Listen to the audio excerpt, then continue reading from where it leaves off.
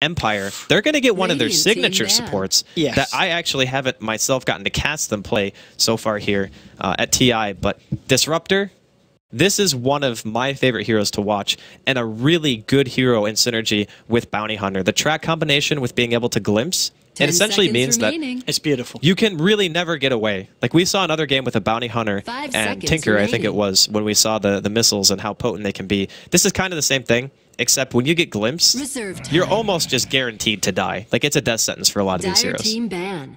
Indeed, the Disruptor. It's going to be a lot of fun to watch, and very smart pick as well in this situation.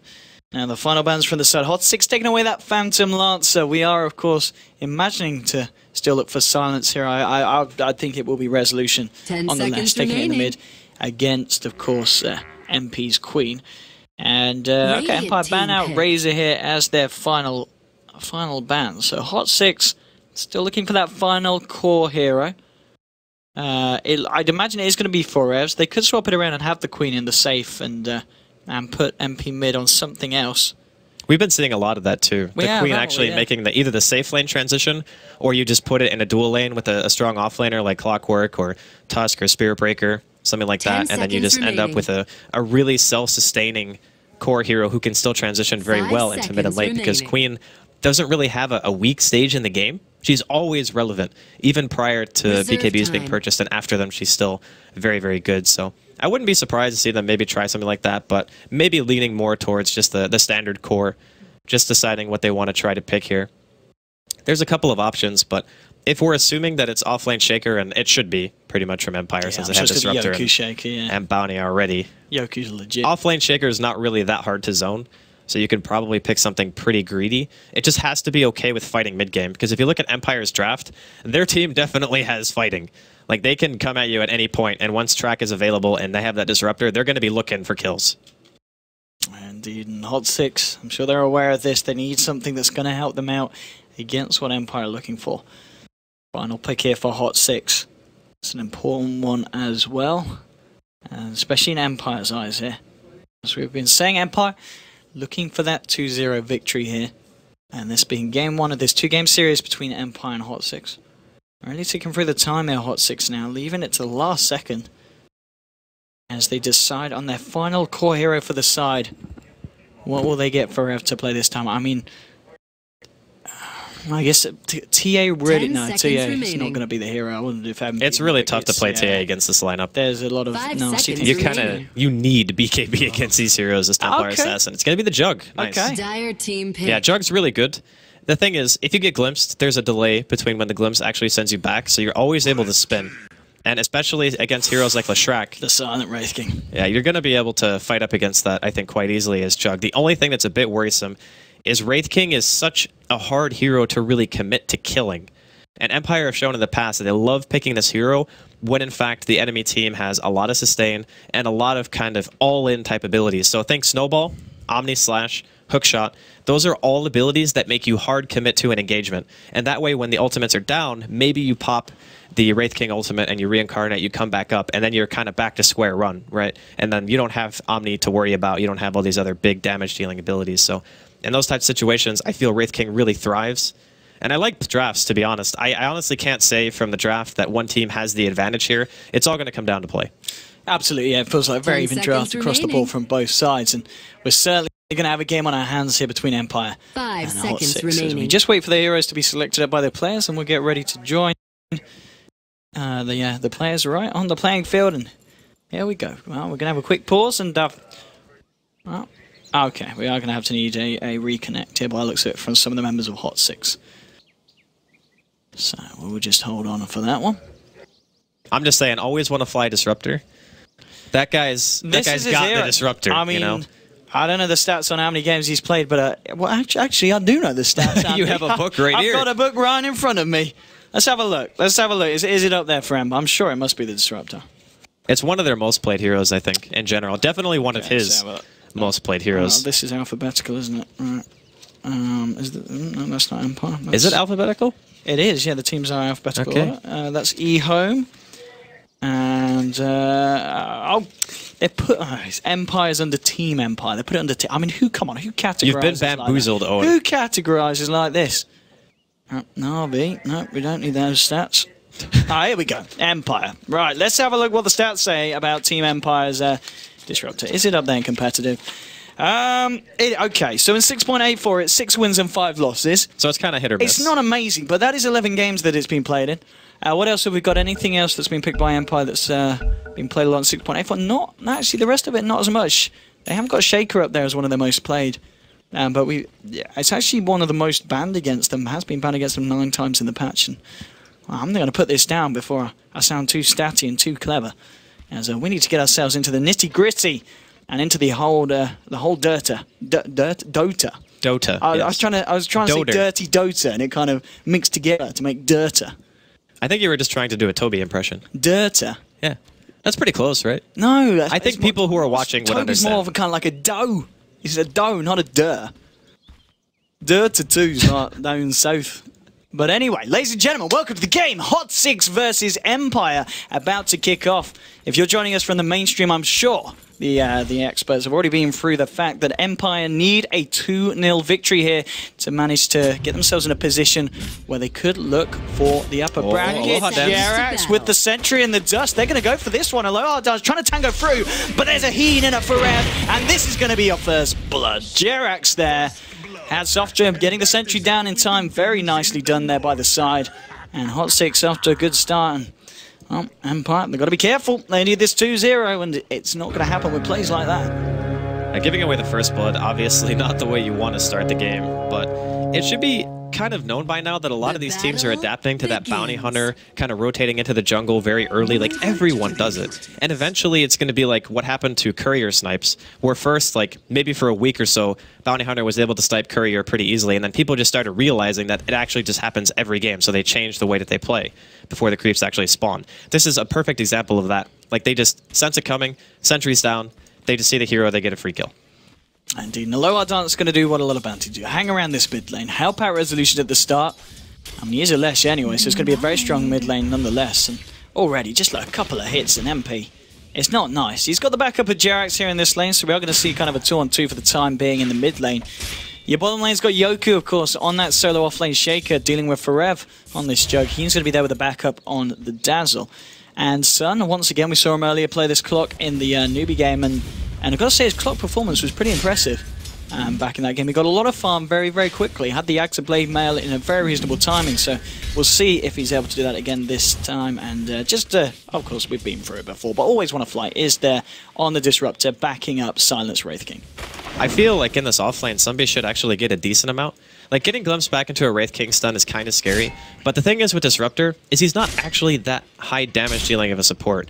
His nuke is very good per point, but most Disruptor players are always going to go 1-3-1, so you don't actually scale the nuke. More often than not, like pretty much what Sunby is doing right now, he's just literally walking into Always Wanna Fly. You're going to see a lot of that, just to make sure that he can stay in experience range. And this could be another one of those lanes where if he gets to like level 4 or 5 unobstructed, he could at the very least force out glimpses in a way that Always Wanna Fly is not going to be able to use them when he's running away and try to go for a kill. But this is a good timing. They can try to kill him here. They're moving in onto Sun. They'll drop down the kinetic field. He is stuck up. He'll get the cogs, actually forcing Always Wanna Fly across. And now with the glimpse back, bringing him back on the right side of the cogs for Empire to start hammering away at him here. They're going to need to look for the body block, and Always Wanna Fly trying for it. Isn't quite able to get it off. They'll have another stun in a second, but no, not quick enough. As Sun's able to get himself out, has got the salve and the clarity here. Bottom lane, he with a haste rune, moving in onto Yoku, now with the Blade Fury as well. Yoku, he's in a lot of trouble here. Will be able to get out the Fisher, and he's going to look for the TP. Not going to be enough there with a heal bomb from Heen on the Dazzle. They will find themselves the second kill yet of the game, HOT6. A really nice rotation coming in there from Heen. Very uncommon for Dazzles to skill Poison Touch at level 2. I mean, obviously it's situational, right? Like, he got it because he got the haste, and he wanted to make sure he could get the kill. So very nice heads-up play coming in from him. And in the meantime, like, MVP, they're still getting a decent amount out of this offlane still. Sunbee's level 3, 2.5 minutes in. And we saw, even when they all into this hero, they still didn't have enough damage to kill. And Sunbee didn't even have a Stout Shield at that point. He just had a Ring of Protection, but here comes Aloha Dance. Maybe they're going to try to commit to him one more time before he gets too many levels, but the Wraith King is so far away. Like, all they can really do is just harass him a bit. If he comes up with this creep wave, which he just might do, I mean, Sun has been playing very confidently on this lane, and Empire, they're going to want to take advantage of that, if possible. And here we go, moving in. This might be it. Here we go with the slow onto it. They have got the glimpse, and the kinetic. Oh, he's not got enough mana here for the kinetic field, but with the stun and the right clicks, as tanky as the clockwork is, it's not enough. And Empire now getting themselves on the board there with the first kill. Mid lane Resolution trying to go onto HOT6 MP, and he's going to do it. He might pay off his life, but ticking down will fall. It's going to be a 1-for-1 here in the mid lane. And of course, the fact that the Resolution was able to get that kill onto MP before he falls, so it will slightly favour the side of Empire. Only just. I mean, it's a very, very even trade. Yeah, the fact is, when the mid lives, when the other heroes are dead and then your mid dies first, it's always going to be like a losing proposition for you. But it's not like MP is very far behind at all. It's pretty even exchange. There's like 100 experience difference. The main thing is just overall CS. The CS is really the thing that we always have to be like, okay, well, Lesh is... He's kind of like a really good mid, for those of you who don't know. It's very difficult to stop Lightning Storm spam. It's on a 4-second cooldown. There's no way you can really deny against this hero, especially if he's bottle crowing, because he just has so much mana he can spam for days. I mean, look at this push from Forever. They're going to get the tier 1 at 4 minutes in. I mean, this is a little bit of an issue here for Yoku. Yoku himself, he's found level 4 on just a little bit ahead of it, in fact, the Sun Clockwork. Mid lane still, MP. He's actually, he's got the bottle coming out to him again, being fueled back and forth. But not having a fun time against this Lesh. And of course, the farm for Forever going to look very tasty. They're just going to look to continue on to the tier 2. And this is a huge amount of pressure being applied. The thing is, they know that Empire can't realistically rotate to try to kill a Jug Dazzle. Like, those two heroes are very difficult to commit to. Like, maybe you can kill Heen, but there's pretty much no way you can kill Forev. Just look out, they're behind the tier 2 at 5 minutes in. Like, what is Empire's counterplay to this? They have a Bounty Hunter and a Disruptor. Aloha Dance is only level 2. He doesn't even have a point and a Shuriken Toss right now, so he doesn't really do any damage, which means that MVP can pressure, and they know he's here. Yeah, and they're going to be able to go on him straight away here. Aloha Dance getting caught out. MVP's awareness just getting the better of the side of Empire. Yeah, but Resolution gets a solo kill on MP in the meantime. So even though HOT6 are pressuring very heavily here, the mid matchup is a catastrophe. Like, it's 26-10 for Resolution and 14-5 for MP, and the Queen has died twice now. Doesn't even have boots. The Lesh is certainly going to be an issue for the side of HOT6, but elsewhere on the map, they definitely seem to have the lanes covered. Silence Farm 29 for 12, but it is it's very close to Jugs, but the fact that they've been able to get this tower is, of course, going to put him ahead. I'd imagine the net worth, yeah, he's a good 700 on top, in fact, of the Wraith King at this early stage of the game. Resolution, though, as you said, looking pretty good here in the mid lane. I'd imagine, though, MVP, they're still looking towards this tier 2. Once they've got this tier 2, there's not going to be much more they can do in this lane, and maybe the supports are going to... Yeah, the supports are going to move around. Forev might even feel content to rotate with them because he has Omni available.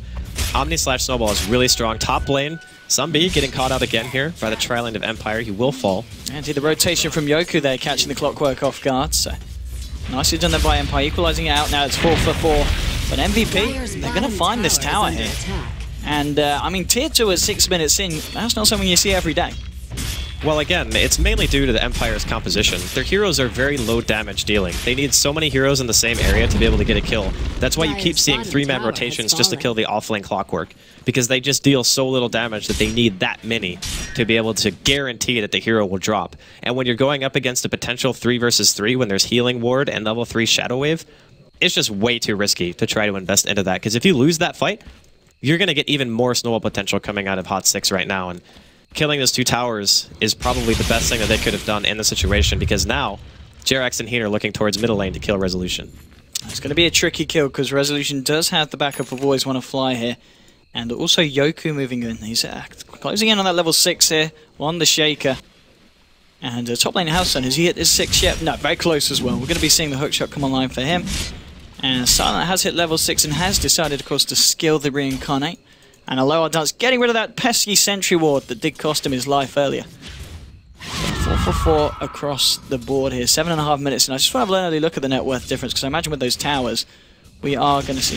It's not too bad. Ralph, is it? Okay, it's not bad at all. The farm of the Lesh is keeping them. And Silent, to be fair. Resolution and Silent's farm. Right. Yeah, the farm individually on the heroes of Empire is just a little bit higher. Their experience gain is also better because they're not committing 3 heroes constantly to the same area. That's the common theme when you have a team that wants to push towers very early, is you sacrifice experience because you're sharing it between everyone instead of playing very efficiently and soaking up lanes, because you want to try to get a little bit more freedom on your supports by taking that map control away. The other thing, too, is Empire's mid ward has actually kept Resolution alive. The first time they rotated, they saw on the high ground that they were standing there. Oh, there is a... Is this the Jugs? Yeah, it's coming out to the Jug. He's picked up the kit that's going to allow him to kill that Bounty Hunter if Bounty ever comes in. He's got the dust now on him. And, well, Jerax is incredibly deep here. Not quite sure what the plan was this far into enemy territory with 4 heroes around, and Jerax throwing away his life. Well, that was a little bizarre. He didn't have any teammates nearby. Maybe he thought that Empire were more prioritizing mid, but they have a ward there, so they should see that they're gone. Yeah, that was just bizarre. I'm not really sure what the game plan was for him, but giving away a free kill to Empire, I'm sure they'll be happy with that. Mid lane, he's going to look potentially... too speedy for you, a low dance. No chance of catching that one out. And Queen now at level 7. Resolution moving in. The blink back straight away now. TP reaction as well from the side of HOT6. Oh, there's your glimpse. That's one of the issues here when you're doing this against a disruptor. Did have the Blade Fury available, didn't fancy it. Oh, low dance walking into the sentry. And he's going to get denied. Nice. Resolution there with the plays. MP's going to be alright. The glimpse is, of course, already down. And it will just be the denied Bounty Hunter falling here. Sun, he's got the hook shot here on this top lane with the backup of Jerax and Heen. Empire maybe need to be a little bit careful. They can burst him. Resolution's here with the help of Silent, and indeed they've got the control. The cogs have been thrown down, and with the Shallow Grave as well, he should be able to walk it off. Silent moving forward. He's going to have another Wraith Fire Blast in a second. Will throw it out, and now the lightning from Resolution just ends up finishing the job. Gets them the kill onto Sun on this clockwork. Mid lane, MP just trying to take the most of this. Always want to fly, soaking up this solo XP. Trying to get that level 6, trying to get that Static Storm. Coming into 10 minutes in, 6-5. A very close match between these two sides. Empire with the superior farm, and of course, HOT6 with the superior push, thanks to that bottom lane aggression. And Resolution getting caught out here by the Ice Shards, trying to turn around, but the snowball dodges there, straight in onto the pony. Oh no, really? Damage. The Edict is able to find the kill onto Tusk. Always want to fly. Hasn't. Oh, he's got the mana here for the glimpse. Didn't have the vision though. Yeah, and Yoku gets caught out by a hasted 4Ev behind his tier 2 tower, or well, I guess near it. That is probably one of the worst ways to die, to see a hasted Juggernaut running at you and knowing you have no way to counterplay that at all. Just have to accept your fate in that case. But a little bit of a better exchange coming in for HOT6. They kill Resolution, they kill Yoku. Oh, that's Chess going in with a Shuriken spam. On to Forev. 7-7 at the moment. We're talking about the fact that the Wraith King and the Leshrac are getting out of control. I mean, at the same time, Forev's Jug is looking pretty good for 11 minutes in. Yeah, he's definitely been farming up a storm here. I think he is almost... No, he does have drums finished. So I'm curious as to what his build is going to be for this game. I wonder if he'll just go with the standard, like S and Y, just try to go for the right-click stat build that we saw a lot in 6.83, or maybe if he has some other plans, if he wants to maybe go for something a little bit more farm-oriented. Because against Wraith King, it's really weird. You don't really want to build things like Aghanims, because if they're 5-manning and your Omni pretty much hits only the Wraith King, it's almost seen as like a waste.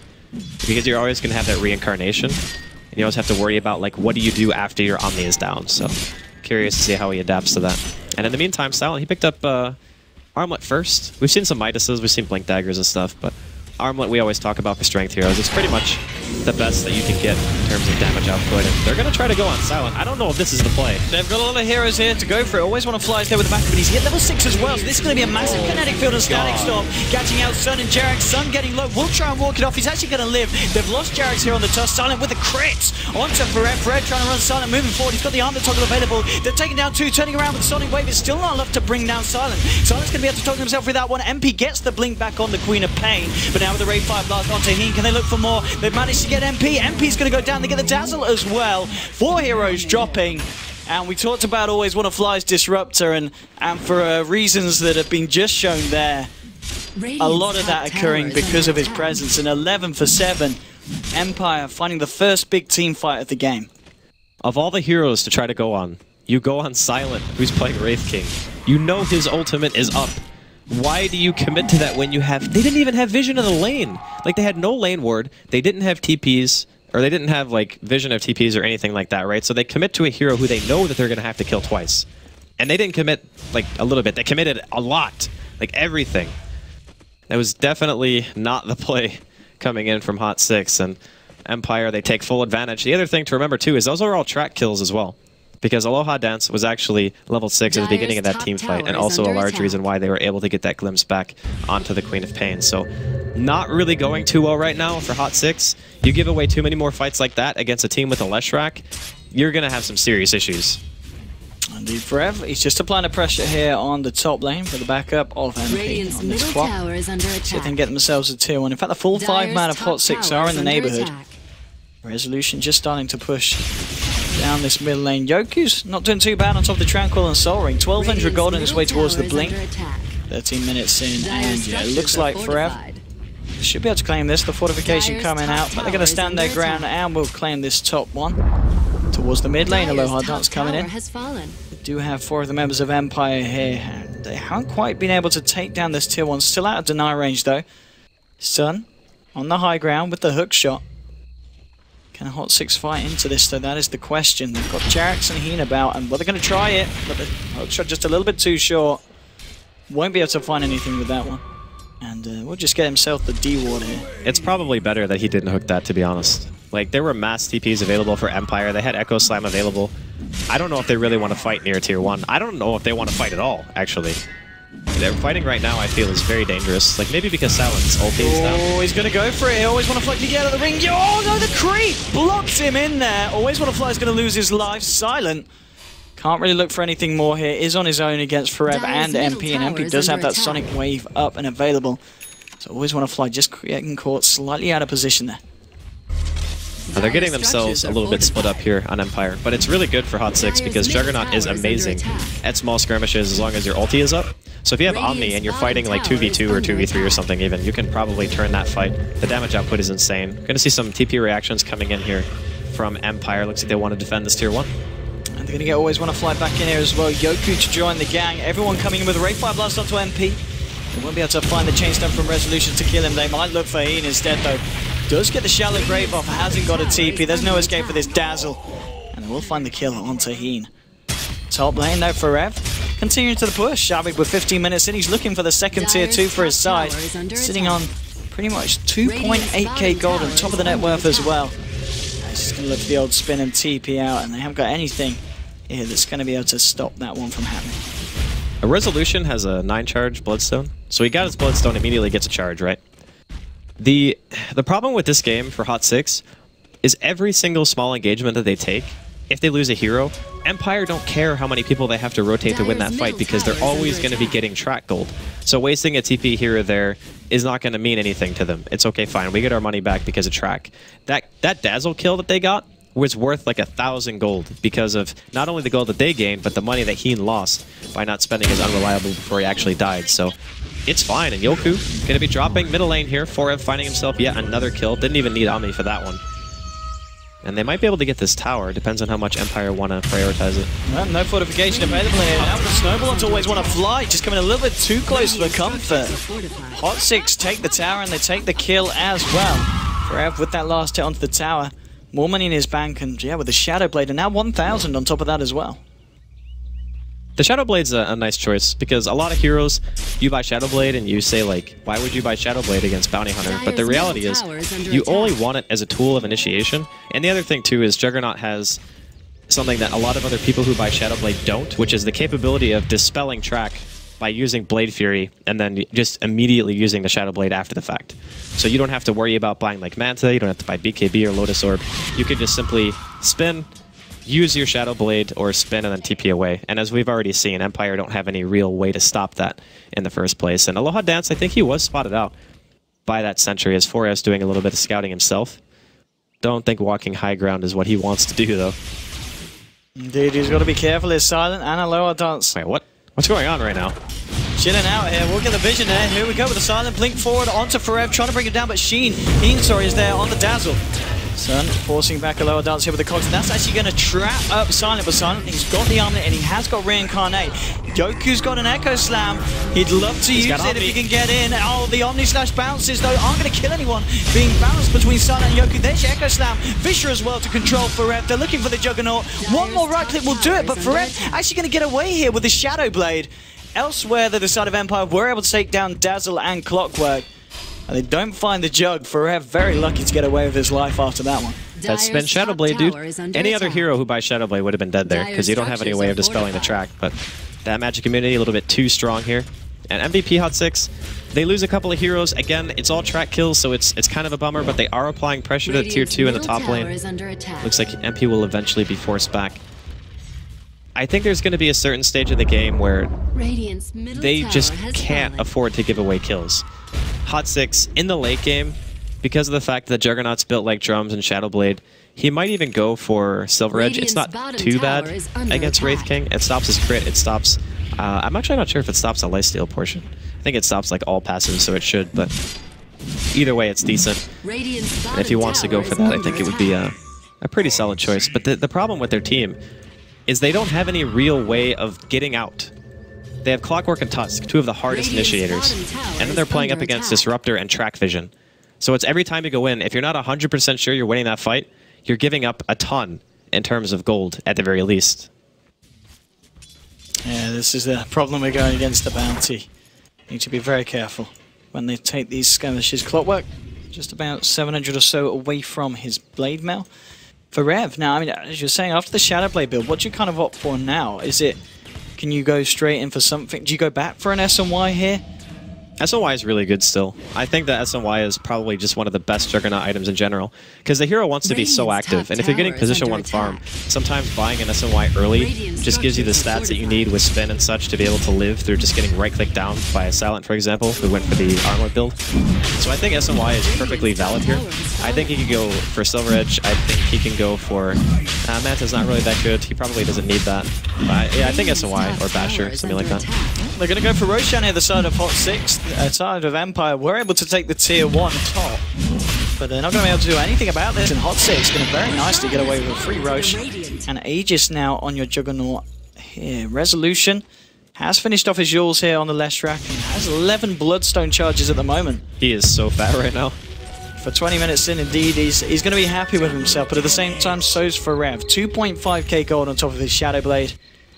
They're certainly going to need something to do something to slow down this Jug. How's Silent looking on the Wraith King? Well, on top of the Blink now, looking for a Blade Mail himself, and well, this creep will give it to him. So, Blade Mail now on his way for Wraith King, and they found a low hard dance. Dust has been blown. He's trying to hide up in the trees. There's no way you're getting away from this one. And another free pick off here onto the Bounties. That keeps happening to him, I was going to say, he's been a little bit unfortunate here in the fact that HOT6, they've always been on top with their detection. It's just that he throws out a track when he's standing on top of the hero. Like, if you're going to track, you have to be very far away and assume that the enemy team is going to have detection. Like, those types of deaths are not really the greatest. Like, sure, he gathered some information, says to the rest of Empire, okay, well, at least your guys aren't going to get ganked, but they just got Rosh anyway, so there's no objective over here. Maybe they can try to push into the tier 1 a little, but Aegis up on 4ev means that potentially HOT6 could be looking to take a successful fight. He's going to look for, Courier maybe? For potential Omni Slash. There's a fair few here. Oh, he's not going to go for it.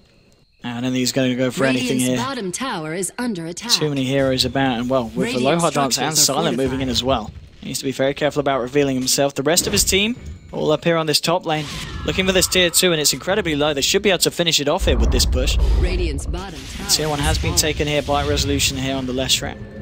With the Diabolic Edict. Top tower is under attack. 21.5 minutes in. Tier 2 down on the top. It's just the final tower remaining in the mid lane here for the side of Empire. Top tower Their side of the map is certainly falling to the control of MVP HOT6 at the moment. I don't really think HOT6 have a chance of going high ground, though. Like, not this early. Maybe they can try to push the last tier 2. Even with the Aegis, their team is not... Okay, it's pretty good at pushing high ground, actually, because they have Healing Ward and they have Dazzle.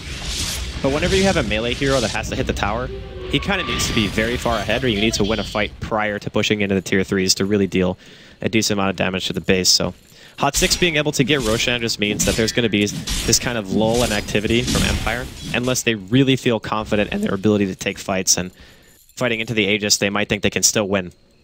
And Sunby here, he's got an invis. He's going to be scouting things out. Aloha Dance also going to be finding Heem. The Blink Initiation for the Silence to pull up as well. He gets off the Shallow Grave, and he's got a TP.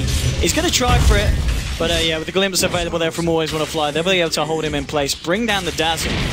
Now the question is, can they find anything more? Silent blinking forward. MP doesn't quite get the blink off here. The crits coming down hard there onto the Queen, bringing them down to half health, but does manage to find that blink away. Drev still yet to spend his gold here. 3.8k saved up by the Juggernaut. He's probably just thinking of what he wants to buy. I mean, does you go for something like a straight up Skadi at this point? Skadi Rush, it doesn't really seem that good. I think SNY Basher is much more likely. Was it? Yeah, the Basher. Yeah. I think Basher is like super good when you have to play against a kind of beefy melee core like Wraith King, for example. And the other thing is too, he could go BKB, but I don't think you buy BKB before you buy like another utility item. Like BKB is utility, but it's not damage. Yeah, he goes back to the SNY. Okay. That makes the most sense. It's just too much of a value investment for him at this point. You get so much movement speed, you get the ability to maim, which lowers attack speed, which a lot of people forget about. It's not just movement speed, it's attack speed as well. So when you're trying to man fight another carry, that's why having Skadi and SNY together made it so difficult for a lot of people to man fight you, because you just had so much attack speed slow that you're basically getting rid of like treads plus another item with attack speed on it. And Forev just priming himself, seeing if he can catch anyone out. Worth noting, a low hard dance has got the mech complete as well. Directs on the side of HOT6 has his own. Going in, and with the dust, they'll be able to find a lower dance. Can't quite burst him down with the mech. They should be able to find it anyway, as they there finish off the bounty. Elsewhere, though, the Dazzle getting caught out by Yoku, and always want to fly with the help of Silence. So 1 for 1 across the board. And actually a slight edge there to the side of HOT6, recording those 2 kills. Top lane. How's your clock worked in? Well, I talked about the performance of Sun in the other game, and it's looking pretty good so far. 24 minutes in with the Blade Mail and the point booster. Mid lane looking for Rev. They'll find the stun, and now with the Blink 4 from Yoku, they'll have the control. Will be able to blow the Aegis. I think they're ready for round 2. Static Storm and Kinetic Field. There's no messing around here for the side of Empire. They want him dead, and they'll get him dead. And Sun just going in with a hook shot, throwing his life away as well, giving a double kill to Resolution. I mean, the intention was there, but that was not the play there for Clock. Well, as soon as you see the Static Storm dropped, you have to just abandon him. Like, there's no way you can save him at that point unless he has, like, BKB. BKB is the only way you escape that, because you're not going to be able to spin fast enough. You're just immediately silenced as soon as the Aegis brings you back to life. So Sunbay, he wanted to go for the big play, ends up giving away another kill. Right now, HOT6, that Aegis was kind of like their way of making Empire not play aggressive, but the fact that he just gets caught makes it a little bit worse. Although I will say, they're doing a very good job at keeping the lanes kind of pushed out. So they're not going to lose any towers or anything like that. But next Roche, I would think that if HOT6 don't get it, Empire are going to have a huge advantage. I mean, look at Resolution. We're 25 minutes, and he's got his Shiva's Guard finish now on top of the Bloodstone Yours. He's got 15 charges as well on this Bloodstone. I mean, this is one scary Leshrac. Yeah, 7 kills, 6 assists here on the man, and wow, Jirax just pushing up the top lane. TP's out straight away, not wanting to hang about. Silent was stocking up the gold here, and he's going to be going for the straight up AC now. With the recipe and the Hyperstone picked up, he's well on his way there. 26 minutes in. He's just building himself as a right clicker. That's all you really need to do as Wraith King. I wouldn't be surprised to see him also go Basher at some point. You just want to make sure that you have like Bash, Crit, Lifesteal. Like, those are the things that you get when you really want to be able to man fight somebody. And Juggernaut, the way that he's building, it's kind of the same idea. Just giving yourself those stats, getting the maim, getting the movement speed and such, to be able to just sit there and right-click away. The fortunate thing for Silent, though, is he doesn't need BKB. They get the track onto Forev. Static Storm has been popped, but Forev, he's quick with the Blade Fury, heads down south. And, of course, there's not going to be the vision to bring him back here with the Glimpse. Empire still looking to go. Yoku's got this Blink, remember, and the Echo Slam available as well. So HOT6 have to be careful of how they group up. Looking into the tree line, Silence just Forev trying to TP out. It's not going to happen. Now he's Blade Furying. Sunshi moving in with the Blade Mail. It's a bit of a stalemate here. Looking for the big initiation from one of the sides. Fisher holding Sun in place. Silent back to work on Forev. Shallowgrave is there, buying him some time from Heaton. Now bleeding forward. Joku looking for the Dazzle, bringing them together. They've already taken down 1-2. The Shuriken bounces. Heading on to Sun as well. Now with the Blink Frog from Silent. This is the kind of Empire aggression we expect to see. 27 minutes going. They're just walking around the base. They're going to look for Jirax here as well, bringing him back into the connected field. The Fisher. And there's your Echo Slam from Yoku. That's the kind of plays we expect from the man. Oh, you're coming out with a snowball. Trying to buy some time. Will pop the ultimate with the Reincarnate coming out from Silent, but it's all right for them because they're still going to find the kills. They find Jirax. MP will just be able to blink himself away. He's got another glimpse. Always want to fly. This is why you don't give that man Disrupt. It's going to be a team wipe. What a fight from Empire, fighting behind both tier 2s, in the base.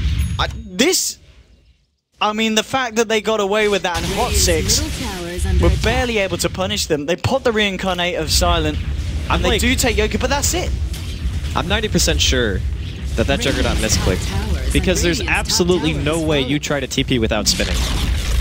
For whatever reason, Forev, he TP'd and then he spun. I think he actually, like, he miskeyed it. He wanted to spin first and then TP, and basically that part of it kicked that entire fight off. And when you have a situation like that where your carry dies and your supports try to commit to save your carry, that's exactly what Empire want because of their team composition.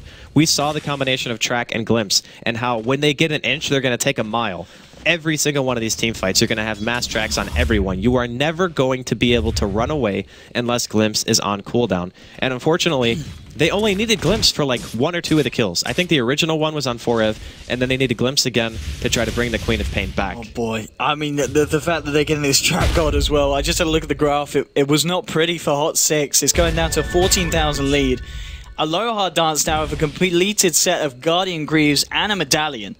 You look at Resolution, 20 charges on the Bloodstone, now picking up the point booster on his way to his next item, probably going to be the Octarine. This is, I mean, MVP HOT6 need to find something here. They are smoked up. Yoku just hiding in the tree line here. They're going to need to go deeper if they want to find anything HOT6. But yeah, this just everything from the side of Empire looking up for them over that last team fight. AC complete on your Wraith King. 1,500 gold in the bank to spare as well.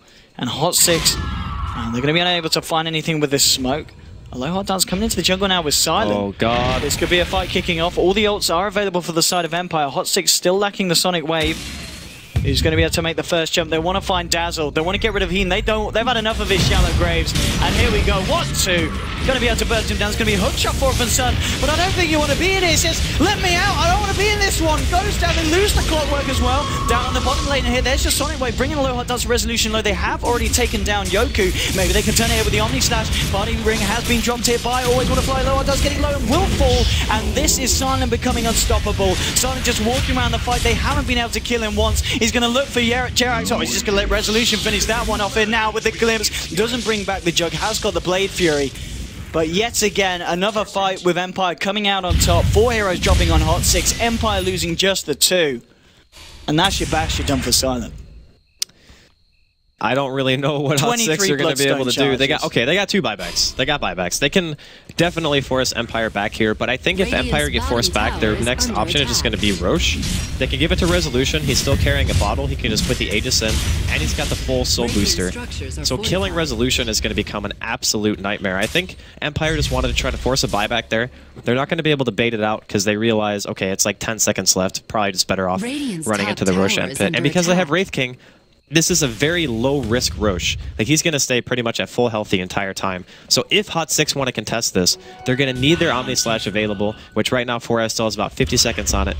But I also think they have to go for this. Like, if they don't go for this fight and they give Aegis to Empire, they're probably just going to get racks. But Empire actually, they're going around. They're not going for Roche. No, they're going to go for the old wraparound here, potentially coming out. Now they go back in. Silent jumping straight onto Forever. Sun has popped down the clock. He's incredibly disrupted. Empire can't get into help Silent, but Silent says, I don't need any help. I've already killed the carry. Now he's going to look for Jerax with the Great Fire Blast. Track being thrown out as well. Resolution finding the split up. That's the second hero down in this fight. Sun trying to run himself away, but Always Want to Fly. Drops the ring. Silent drops the hammer. Double kill now for the Wraith King. 3 heroes down on the side of HOT6. And it's GG well played. HOT6 tap out, they've had enough. Empire's aggression is too much for the side of MVP. And Empire still with a chance of finding themselves in the top 4. 1 game down, they need to win game 2.